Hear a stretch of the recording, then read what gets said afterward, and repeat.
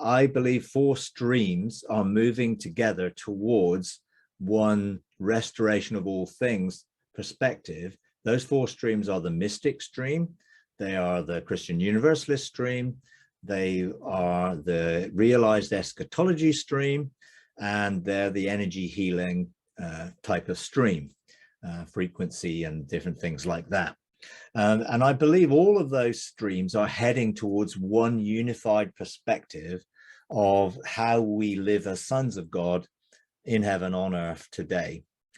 I believe there's a context to that, which if you're looking at a biblical context, then that context would be within realized eschatology, and spiritual gifts and all of those things were for the period between the end of the old and the beginning of the new, which Jesus said was going to be realized in that generation.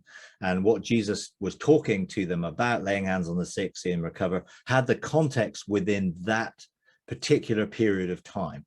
Now, that doesn't mean that outside of that period of time, God may do mystical things, healing, of course, because he's our healer. But I believe that the gifts of the Spirit were before Jesus came to bring the fullness of the Spirit in us.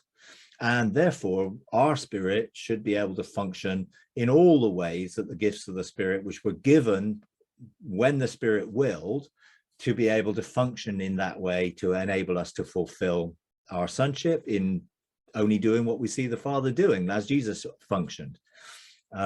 So some of the things that you're describing are bringing us to a place where living in intimacy with the Father and living in a state of consciously being is an outworking of heaven on earth, and we manifest heaven on earth.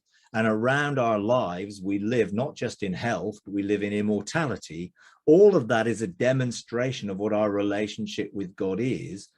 Not so much that we're going to go lay hands on the sick and see them recover, because then they're going to be dependent on us. But we introduce them to a relationship with God in which they discover that they live in immortality. So they don't need healing because they live in health and immortality, because that's part of their inheritance as a child of God. So we're moving away from, well, we're doing these things to demonstrate something, into this is who we are. And we're introducing you to a God that we don't become a mediator of. Because I think the context of laying hands on people was an old covenant context. Jesus told them to do it, but who was he talking to? It doesn't say to do that in the book of John, only in the synoptic gospels, which Jesus was talking to a Jewish people living in an old covenant before the cross. And a lot of what Jesus was doing was demonstrating God's goodness and love, demonstrating what God was like, to show that the kingdom was among them, and then the kingdom would be in them, and they would be functioning on a whole different perspective in the new covenant, as if they would need to operate in the old, but they lived in the transition. So the generation Jesus said all these things would be fulfilled was the context. Matthew 24 particularly was that context. So we don't need to see those fulfilled. So I'm not looking for a futurist eschatology, looking for Jesus to come with some rapture or a millennium or any of those things. And I've done a lot of teaching of this in the Engaging God program in the later modules. So you can find it there if this creates a problem for you. And actually, I've just produced a book, which hopefully will be out in the next few months about that.